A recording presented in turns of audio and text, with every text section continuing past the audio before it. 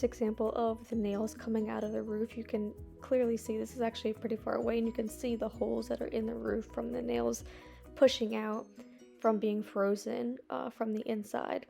So what you need to solve this problem is proper ventilation. And what that requires is an intake and an outtake, pretty much. So like an intake and an exhaust.